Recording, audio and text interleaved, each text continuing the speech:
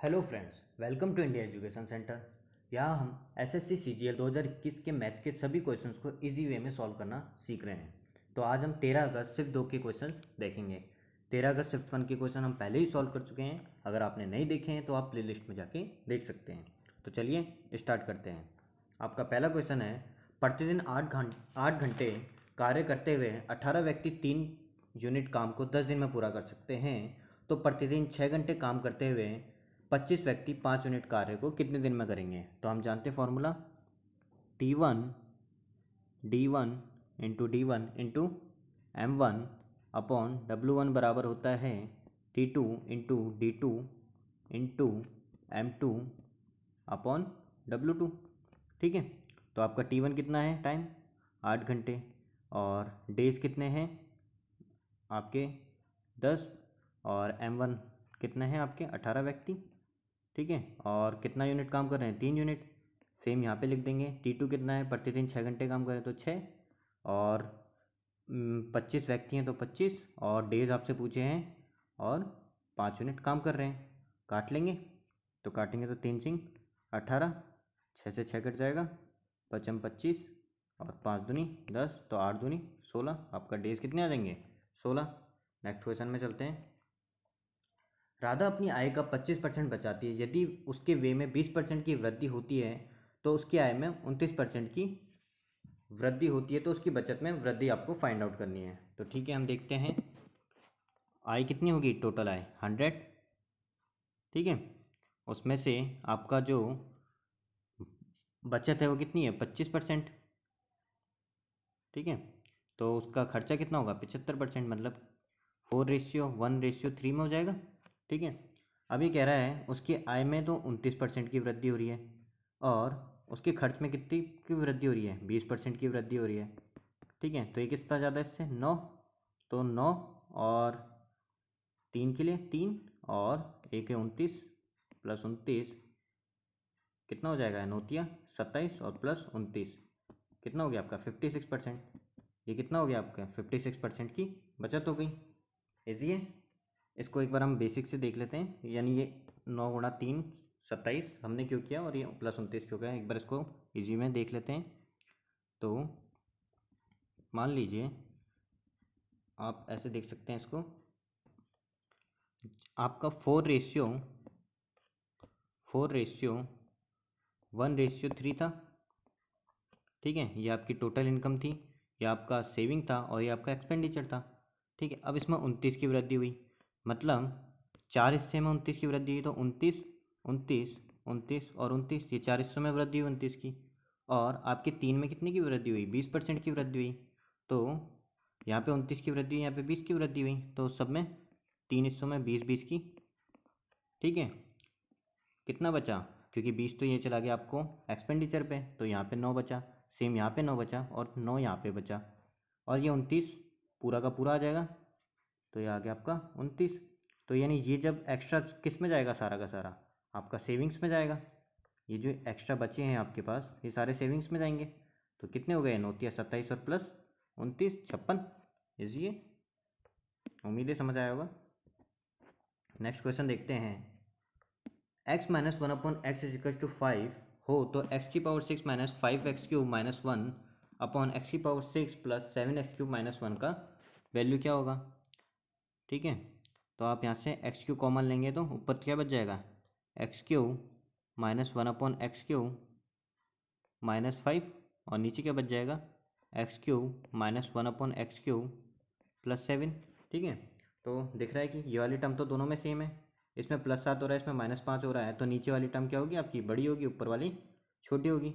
Option देख लेते हैं, ये ऑप्शन नहीं हो सकता है आपका। ठीक है, ये ऑप्शन हो सकता है सेकंड, ये ऑप्शन भी हो सकता है, और ये ऑप्शन नहीं हो सकता, यानी आंसर आपका या तो बी होगा या आंसर सी होगा। ठीक है, तो x माइनस 1/x कितना होता है आपका 5, तो x³ माइनस 1/x³ कितना हो जाएगा, 5 प्लस 3 × 5 हो गया, तो 5 कितना हो गया आपका 125, 125 और प्लस 5×3 = 15 कितना हो गया 140, तो 140 माइनस 5, और नीचे कितना बन गया 140 प्लस 7, तो यानी 145 बट्टे में 135 बट्टे में 147 हो गया।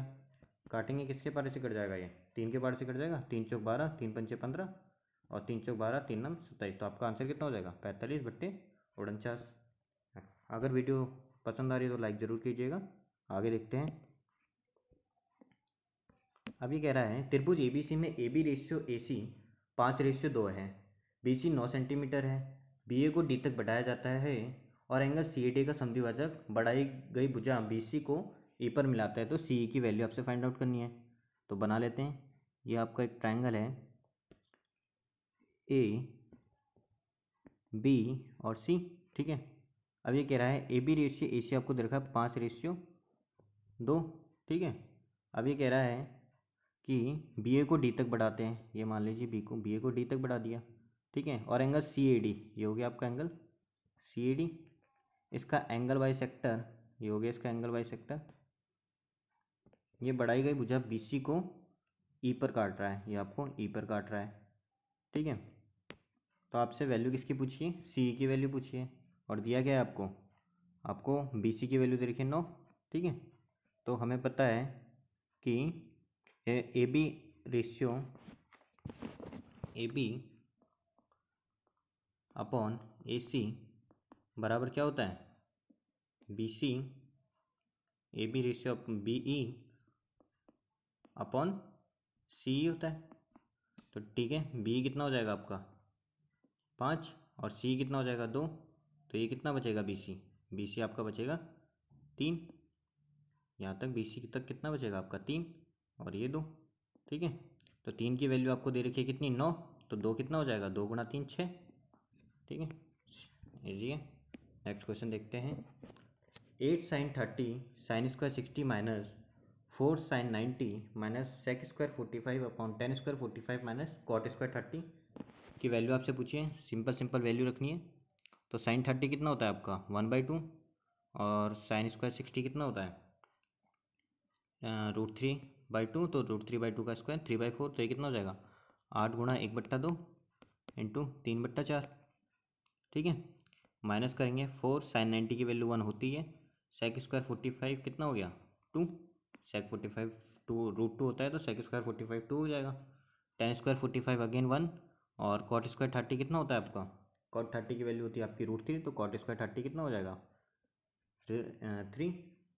सॉल्व कर लेंगे, 8 से 8 कैंसिल। तो ये कितना हो जाएगा 3 माइनस 6 माइनस 3 और नीचे कितना बच जाएगा -2। तो माइनस से माइनस कैंसिल, आपका आंसर कितना हो जाएगा 3/2। नेक्स्ट देखते हैं। 90 विद्यार्थी वाली कक्षा में 60% लड़कियां हैं और शेष लड़के हैं। तो लड़कों का औसत अंक 63 है और लड़कियों का औसत अंक 70 है। तो पूरी कक्षा का औसत अंक आपसे पूछा है। तो देखते हैं। तो 60% लड़कियां हैं तो 40% लड़के हो गए। तो रेशियो कितना हो गया गर्ल्स और बॉय का, ये हो गई आपकी गर्ल्स, ये हो गए आपके बॉय। तो 60:40 मतलब 3:2 हो गया। अभी कह रहा है लड़कों का औसत अंक 63 है, ठीक है, और लड़कियों का औसत अंक कितना है 70 है। तो 70 को हम 63 प्लस 7 लिख सकते हैं। मतलब लड़कियां इतना ज़्यादा ला रही हैं तो 7 या 21, मतलब 7 गुणा 3, टोटल 21 ज़्यादा लिया है लड़कियां। और ये 21 कितने बढ़ जाएगा, सारे स्टूडेंट में बढ़ जाएगा। तो 5 का भाग लगा देंगे तो कितना हो गया 4.2, 5 चौक 20, 5 दिन 10। तो 63 प्लस 4.2 करोगे तो आप कितना आ जाएगा 67.2। नेक्स्ट क्वेश्चन देखते हैं। x माइनस वाई बराबर 11, 1/x minus 1/y is equal to 24। तो x³ minus y³ plus x² plus y² का वैल्यू आपसे पूछा है। तो ठीक है, तो हमें पता है यहाँ पे इसको सॉल्व करेंगे तो कितना आएगा x minus y upon XY बराबर 11/24। तो यहाँ से x माइनस वाई की वैल्यू 11 और XY की वैल्यू 24 हो जाएगी आपकी, ठीक है। और आपको फाइंड आउट करना है x³ minus y³ plus x² plus y²। तो x³ माइनस y³ का फॉर्मूला क्या होता है x माइनस वाई की whole cube minus 3ab a minus b, 3ab a minus b, यही होता है फॉर्मूला।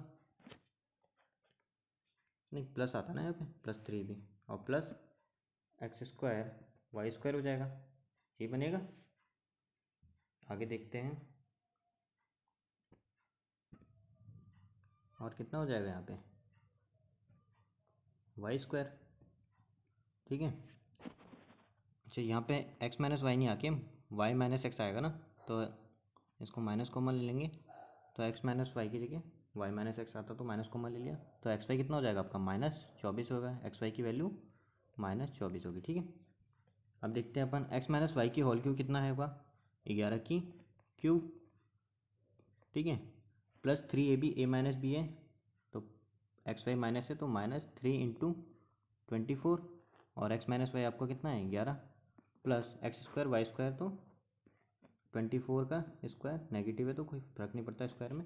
ठीक है, अब यहाँ पे हम देखते हैं, यहाँ पे मल्टीप्लाई का साइन है बीच में, लास्ट डिजिट देख लेते हैं क्योंकि लास्ट डिजिट सबके अलग है, तो लास्ट डिजिट देखेंगे तो यहाँ पे कितनी आएगी 1, यहाँ पे कितनी आएगी 4 × 12 2, और यहाँ पे कितनी आएगी 4 2 6 6 6 36 +6, मतलब लास्ट डिजिट आपकी कितनी आनी चाहिए 5, तो ये ऑप्शन तो नहीं हो सकता, अगेन ये ऑप्शन भी नहीं हो सकता। ठीक है, अब देखते हैं दोनों का डिजिट सम भी अलग है, तो डिजिट सम यहाँ पे अप्लाई कर सकते हैं क्योंकि इतनी बड़ी कैलकुलेशन करने से बेटर यही है। तो डिजिट सम देखोगे तो आपके इसका डिजिट सम कितना आ जाएगा 8, इसका देखोगे तो 4 दूनी 8 या 4 2 6 18 तो 9, और इसका डिजिट सम कितना आ जाएगा 4 और 2 का 6 6 36 9, तो डिजिट सम कितना आना चाहिए आपका 8, तो ऑप्शन कौन सा है बी। ठीक है, ये ऑप्शन हो जाएगा इजीली, तो जल्दी सॉल्व कर सकते हो ऐसे क्वेश्चन को, बाकी इस वैल्यू को आप सॉल्व करोगे तो कंप्लीट आंसर मिल जाएगा आपको। ठीक है, नेक्स्ट देखते हैं। अब ये कह रहा है कि a और b दो संख्याओं का अनुपात 5:8 है। ठीक है, यदि a और b में से प्रत्येक में 5 जोड़ा जाए तो a और b का अनुपात 2:3 होता है। तो a और b का योगफल आपसे फाइंड आउट करना है, तो a b का योगफल आपको फाइंड आउट करना है, तो 8 5 13, इन दोनों का एडिशन कितना हो रहा है 13, तो यानी जो a और b का योगफल होगा वो 13 का मल्टीपल होगा। तो देखते हैं, ये हो सकता है, ये हो सकता है, ये हो सकता है, ये नहीं हो सकता। अगेन हम देखें तो प्रत्येक में 5 जोड़ने पर ए बी का अनुपात कितना होता है 2:3, यानी 5, 2:3 हो रहा है तो 5, यानी वो 5 + 5 दोनों में 5 5 जोड़ेंगे तो 10 जोड़ने पर 5 का भी मल्टीपल होना चाहिए, तो 10 जोड़ने में 5 का मल्टीपल ये नहीं हो रहा है, तो ये भी आंसर नहीं, ये भी नहीं हो रहा है 10 जोड़ने में 5 का मल्टीपल, तो 2 ही हो सकता है आपका ऑप्शन। ठीक है, तो 2 आंसर हो जाएगा। बाकी बेसिक से करना चाहें तो बेसिक से भी इजीली हो जाएगा, ये बेसिक से देखते हैं। पहले अनुपात कितना था 5:8, बाद में अनुपात कितना हो गया 2:3। ठीक है, इसको अपन ले सकते हैं कितना 6:9, डिफरेंस कितने का है 1 का, 1 की वैल्यू कितनी दे रखी है 5, दोनों में 5 5 जोड़ रहे तो 1 की वैल्यू 5, और आपसे पूछा एडिशन, तो 13 × 5 हो जाएगा कितना 65, तो आपका आंसर बी हो जाएगा। नेक्स्ट चलते हैं। एक दुकानदार ने दो वस्तुओं में से प्रत्येक को 10,591 में बेचा, उसे एक वस्तु पर 19% का लाभ और दूसरी वस्तु पर 11% की हानि हुई, तो उसका संपूर्ण लाभ प्रतिशत या प्रतिशत हानि ज्ञात कीजिए। ठीक है, चलो करते हैं।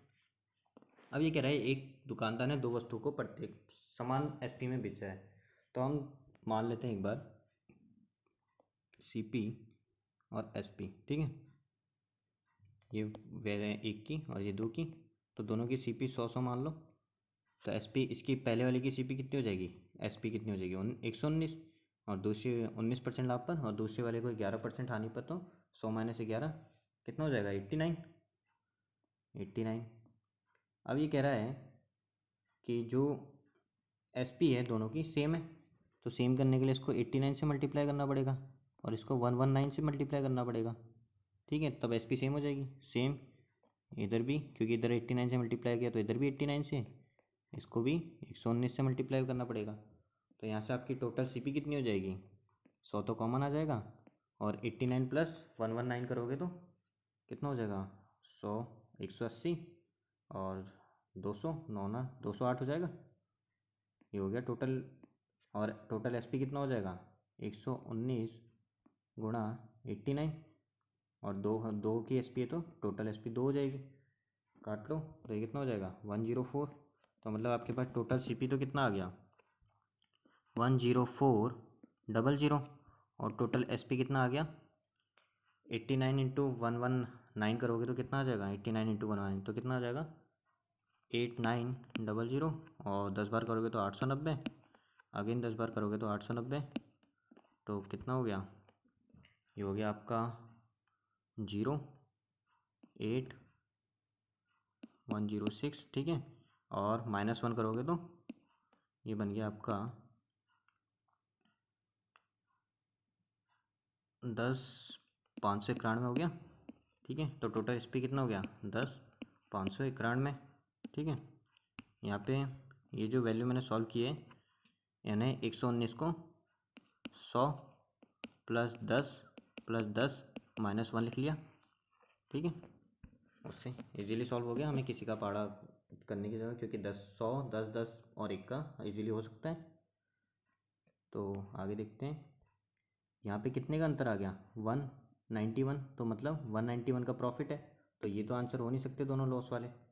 और 191 इजीली दिख रहा है कि 2% के आसपास होगा, क्योंकि 200 1% 104 है तो 2% 208, तो ये भी आंसर नहीं हो सकता। आपका आंसर 1.8% का प्रॉफिट हो जाएगा। आगे चलते हैं,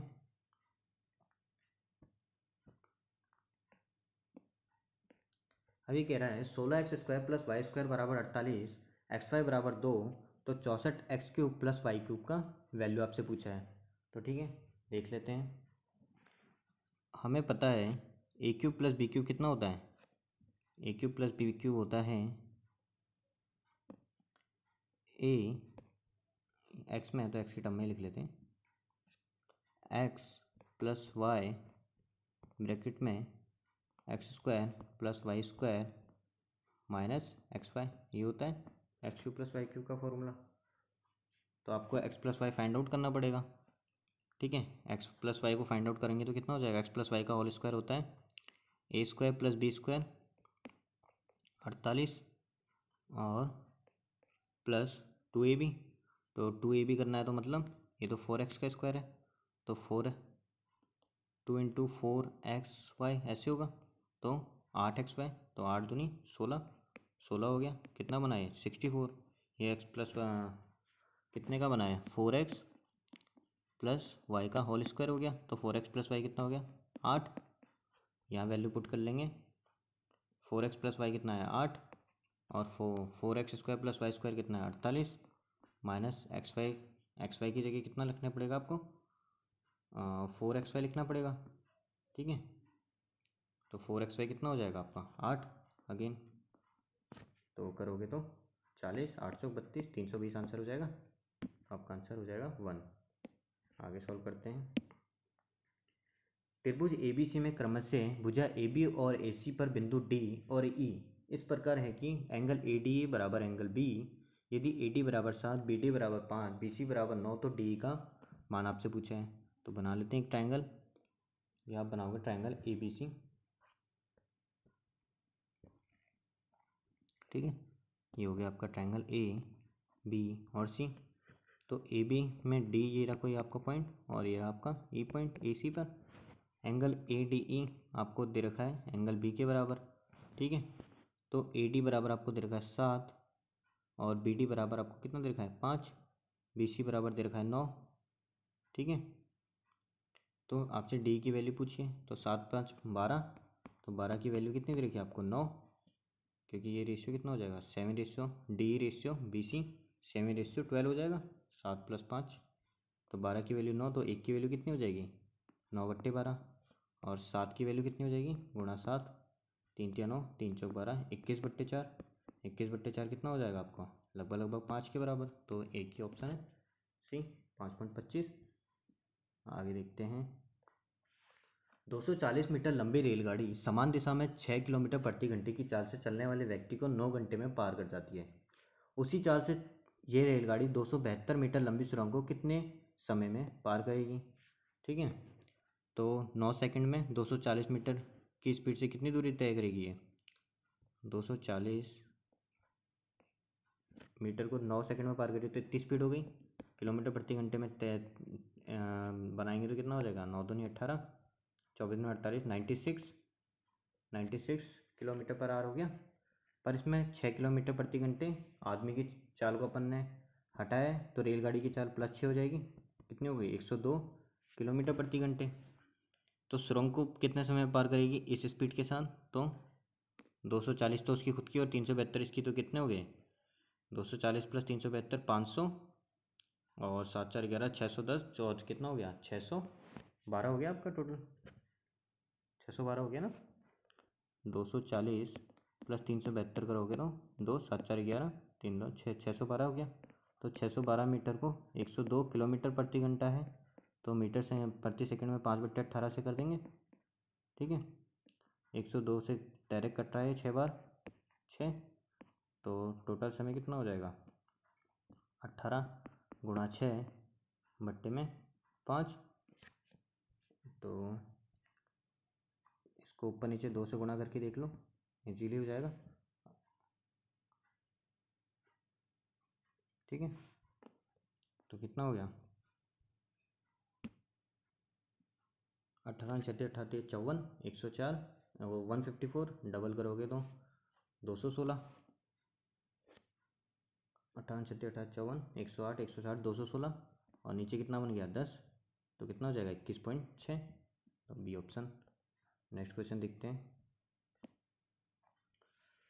पहले 2 वर्षों के लिए साधारण ब्याज की दर वार्षिक 8% है, अगले 4 वर्षों के लिए वार्षिक दर 10% और 6 वर्ष के बाद की अवधि के लिए 12% है। यदि 9 वर्ष बाद किसी व्यक्ति को साधारण ब्याज में इतना रुपये मिलता है तो उसके द्वारा निवेशित राशि ज्ञात करनी है आपको। ठीक है, देख लेते हैं।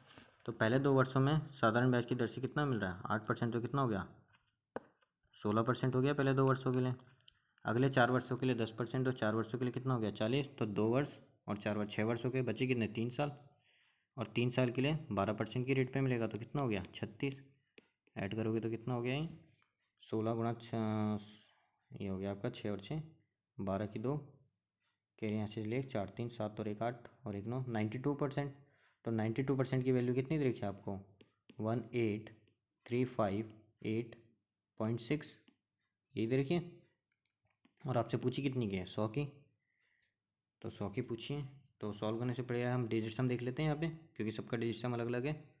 तो डिजिट सम ऊपर वाले का ये तो 9 हो गया, हट गया, 5 3 8 और ये 8 16, कितना हो गया 16 का 7 7 और 6 13 13 13 का हो गया 4, और नीचे कितना बचा डिजिट सम 2, तो 2, तो यानी आपका डिजिट सम कितना आना चाहिए 2। ऑप्शन चेक करते हैं, इसका कितना है 6, नहीं हो सकता ऑप्शन, इसका 8 नहीं होगा, इसका 9 हट गया, 7 और 7 14 और 5 4 9, ये भी नहीं हो सकता, 9 और 9 9 9 हट गया, 5 और 5 10 और 11 11 का कितना होगा 2, तो ऑप्शन 4 ही होगा।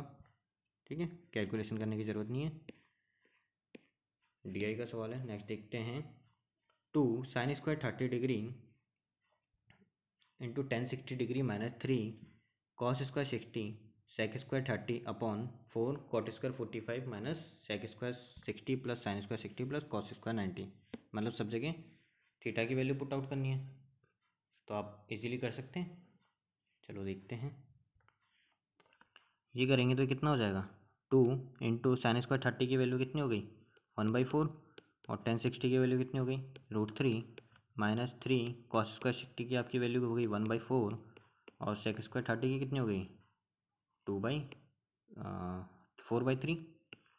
ठीक है, नीचे ये 4 बच जाएगा, ये तो 1 हो गई, माइनस sec² 60 कितना हो जाएगा 2 दूनी 4, प्लस sin² 60 की वैल्यू कितनी हो गई 3/4, और cos 90 तो 0 होता है, तो 0 बचा, इससे ये कट गया। इसको सॉल्व करेंगे तो कितना आएगा 2 दूनी 4, 4 से 4 गया, 3 से 3 गया, तो कितना बचा √3/2 -1 अपॉन 3/4। आगे सॉल्व करोगे तो √3 - 1 अपॉन 2 इंटू 4/3, 2 से 2 कट गया, तो कितना है आपके पास √3 माइनस ये √3 - 1, अच्छा एलसीएम लेंगे तो 2 आएगा ना यहाँ पे, ये 2 एलसीएम में 2 आएगा, तो √3 - 2 इंटू 2 अपॉन 3, तो सी ऑप्शन हो जाएगा आपका आंसर। नेक्स्ट क्वेश्चन देखते हैं। एक आयत की लंबाई 3 गुना बढ़ाने और उसकी चौड़ाई इसकी मूल चौड़ाई की आधी कर देने पर मूल आयत के क्षेत्रफल का नए आयत के क्षेत्रफल से अनुपात क्या होगा। ठीक है, देखते हैं। ये हो गई इसकी लंबाई, ये हो गई इसकी चौड़ाई। ठीक है, लंबाई को क्या करा इसने, लंबाई आयत की लंबाई हमने मान ली पहले कितनी थी, 1। तो अब कितनी हो गई लंबाई, 3, 3 गुना हो गई। और चौड़ाई पहले 2 थी, तो अब चौड़ाई कितनी हो गई, आधी, 1।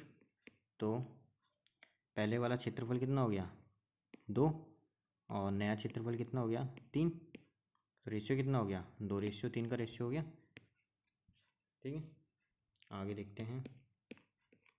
यदि 5 अंकीय संख्या 247xy3711 से विभाज्य है तो 2y - 8x का मान फाइंड आउट करना है आपसे। ये क्वेश्चन पिछले शिफ्ट में भी आया था, हमने देखा था, पर इसमें इस बार इजीली सॉल्व हो जाएगा। ये कॉमन आएगा 2y - 4x, मतलब आंसर 2 का मल्टीपल होगा क्योंकि xy पूरी टर्म है। तो एक ही ऑप्शन है 2 का मल्टीपल, 6। तो आपका आंसर क्या हो जाएगा, 6। बाकी इसको बेसिक से हमने किया था पिछले शिफ्ट में, वहाँ से देख सकते हो आप अगर आपको मेथड सीखना है तो। नेक्स्ट देखते हैं, डी का क्वेश्चन है अगेन, डी। नेक्स्ट क्वेश्चन देखते हैं। 2 cos square theta equals to 3 sin theta, theta की वैल्यू 0 से 90 के बीच में है, तो इसकी वैल्यू आपसे पूछी है। तो हम जानते हैं sec square tan square theta minus tan square theta तो 1 होता है, तो 1 प्लस cos स्क्वायर थीटा की वैल्यू आपसे पूछी है। अब थीटा की वैल्यू आप डायरेक्ट फाइंड आउट कर सकते हैं कि यहाँ पे 0 से 90 तो 30, 45 और 60 पे ही निकल रही होगी वैल्यू। ठीक है, मोस्ट प्रोबेबल इन्हीं में आ रही होगी। तो एक बार रख के देख लेते हैं, क्योंकि यहाँ पे साइन थीटा तो आपका विदाउट स्क्वायर है और कॉस थीटा स्क्वायर में है, तो मतलब आंसर रूट में तो नहीं होगा। अब साइन की जो जो वैल्यू रूट की होगी वो हटा देते हैं। साइन 60 रूट में होता है, √3/2 नहीं हो सकता। 45 भी रूट में होता है, नहीं हो सकता। तो यानी एक ही ऑप्शन पॉसिबल है, 30। रख के देख लेते हैं। तो 2 × cos स्क्वायर 30, तो cos 30 की वैल्यू कितनी होती है आपकी, √3/2 होती है, तो कितना हो गया 3/4 प्लस 3 sin 30 बराबर 1/2। तो सेटिस्फाइड है, मतलब 30 पे आपका आंसर आ जाएगा। तो 1 + 30 की वैल्यू रख दो, कितना हो जाएगा 3/4, कितना हो गया 7/4। ठीक है, इजीली हो गया। नेक्स्ट क्वेश्चन देखते हैं। अब ये कह रहा है एक चक्रीय चतुर्भुज की रेखाएं, विकर्ण रेखाएं BD और AC एक दूसरे को E पर प्रतिच्छेद करती है। यदि एंगल BEC 138, एंगल ECD बराबर 35, तो BAC की वैल्यू आपसे पूछी है। तो हम बना लेते हैं एक चक्रीय चतुर्भुज। ये आपका हो गया एक चक्रीय चतुर्भुज हो गया। ठीक है, इसको बोल दिया हमने ABC और D। ठीक है, ये कह रहा है विकर्ण BD, ये हो गया आपका विकर्ण BD और विकर्ण AC एक दूसरे को E पॉइंट पर प्रतिच्छेद कर रहे हैं। ठीक है, एंगल BEC आपको दे रखा है कितना, 138 डिग्री। ठीक है, 138 डिग्री दे रखा है। एंगल ECD बराबर 35 डिग्री। EC और D आपको कितना दे रखा है, 35 डिग्री। तो आपसे एंगल BAC की वैल्यू पूछिए। एंगल BAC ये वाला एंगल आपको फाइंड आउट करना है। ठीक है, तो हम देख लेते हैं। अब ये एंगल फाइंड आउट करने के लिए हमें ये एंगल और ये एंगल मिल जाए तो काम बन जाएगा, इजीली बन जाएगा। तो हम जानते हैं ये एंगल यानी AD द्वारा परिधि पर पड़ा कोण सेम होता है, तो एंगल ACD बराबर एंगल ABD हो जाएगा। तो ये 35 है, तो ये भी कितना हो जाएगा 35 डिग्री। और ये एंगल 138 है, तो ये एंगल प्लस ये एंगल इसका एक्सटीरियर एंगल है, तो ये एंगल कितना हो जाएगा, एंगल A कितना हो जाएगा 138 - 35, तो कितना हो गया आपका 103 डिग्री। ठीक है, इन दोनों का एडिशन ही तो होगा 138, एक्सटीरियर एंगल है ना एंगल A और B का। तो ठीक है, नेक्स्ट क्वेश्चन देखते हैं। DI का क्वेश्चन है, अगला क्वेश्चन है। सुरभि ने एक वस्तु को अंकित मूल्य पर 12% की छूट पर 176 में बेचा। छूट न देने पर उसे 25% का लाभ प्राप्त होता, तो वस्तु का क्रय मूल्य आपसे फाइंड आउट करना है। तो सुरभि ने वस्तु को अंकित मूल्य पर 12% की छूट पर खरीदा, तो 176 किसकी वैल्यू हो जाएगी, 12% की छूट है तो 88 की वैल्यू हो गई। ठीक है, तो मार्क प्राइस कितना हो जाएगा 100, ये हो गया आपका मार्क प्राइस। और अगर छूट नहीं देती तो उसको 25% का लाभ होता। तो मतलब अब हमें CP फाइंड आउट करना है, तो इसके अकॉर्डिंग MP कितना हो गया है 1/125 और CP गुणा कर दो 100, वैल्यू फाइंड आउट हो जाएगी। सॉल्व करके देख लेते हैं। 11 के पार्ट से कट जाएगा, 11 का 11, 11 6 66, 11 8 88, 8 दूनी 16, 25 पंजे 125, 25 चौक 100, ठीक है। तो कितना हो गया 800, 4 दूनी 8, 800 बट्टे 5, 16 पंजे 80, 160 हो गया आपका CP, ठीक है।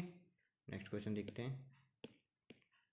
ये क्या है, अब आपका सिंप्लीफिकेशन का क्वेश्चन है, अगेन सेम सॉल्व कर लेंगे। इस पार्ट को सॉल्व करोगे तो कितना आएगा 3/18 गुणा 3 गुणा 6, यही होगा 6/18, तो कितना हो गया ये पार्ट आपका 1/3 हो गया, ठीक है। इस वाले पार्ट को सॉल्व करोगे तो कितना आएगा 22/6 22 गुणा 6/6 से कट जाएगा ये 3, तो 22/3, तो माइनस 22/3 हो जाएगा। अगेन इस वाले पार्ट में देखेंगे तो कितना हो जाएगा 3/2, सॉरी इस वाले पार्ट में देखें तो कितना हो जाएगा -3/2 प्लस 10, और इस पार्ट को सॉल्व करेंगे तो कितना हो जाएगा -3 गुणा 3/9 गुणा 3 और गुणा 9, ये हो गया आपका 1, तो ये हो गया आपका 9 आ जाएगा यहाँ पे। तो और इन दोनों को एक साथ सॉल्व कर लेंगे तो -21/3 कितना हो गया -7, तो ये बचेगा -7, और ये -3/2 और प्लस 9, ये वाला 9 आ गया। तो कितना बचा आपके पास 2 -3/2, कितना हो गया 4 -3/2, आंसर 1/2 हो जाएगा। नेक्स्ट क्वेश्चन देखते हैं। नेक्स्ट क्वेश्चन है आपका, O केंद्र वाले वृत्त में AD व्यास है, ठीक है। O केंद्र वाला कोई वृत्त है, इसमें AD व्यास है और AC जीवा है। तो बना लेते हैं, ये कोई AD व्यास है, ये केंद्र O है और इसमें AC कोई जीवा बना लेते हैं हम, ठीक है। AC पर बिंदु B इस प्रकार है, ये कोई बिंदु इस प्रकार है कि OB बराबर 7, ये आपको OB दे रखा है, आपको कितना 7 दे रखा है। तो एंगल OBA ये वाला एंगल आपको दे रखा है 60 डिग्री, ठीक है। और एंगल DOC ये वाला एंगल भी आपको दे रखा है 60 डिग्री। तो एंगल BC की, तो आपको भुजा BC की वैल्यू फाइंड आउट करनी है। तो चलो देखते हैं, अब आपको BC की वैल्यू फाइंड आउट करनी है। तो हमें पता है ये एंगल 60 है, तो ये भुजा और ये भुजा बराबर होगी, तो ये एंगल भी 60 होगा, इसको इससे मिला लिया, और ये एंगल भी 60 होगा, ठीक है। अगेन हमें पता है कि व्यास द्वारा परिधि पर पड़ा कोण कितना होता है 90 डिग्री, तो ये 60 हो गया, तो ये एंगल 30 डिग्री बचा, ठीक है। और ये एंगल कितना हो गया, ये 60 है, तो ये एंगल हो जाएगा आपका 120 डिग्री, ये 120, ये 30, तो ये एंगल भी कितना होगा 30 डिग्री, ये एंगल 30, ये एंगल 30, तो दोनों भुजाएं बराबर हो जाएंगी, मतलब BO बराबर आपका BC हो जाएगा। तो BO 7 दे रखा है, तो BC भी कितना हो जाएगा 7, ठीक है। इजी है, आगे चलते हैं। तो उम्मीद है आपको वीडियो पसंद आई होगी, तो वीडियो को लाइक शेयर और सब्सक्राइब करना ना भूलें। मिलते हैं नेक्स्ट वीडियो के साथ, थैंक यू।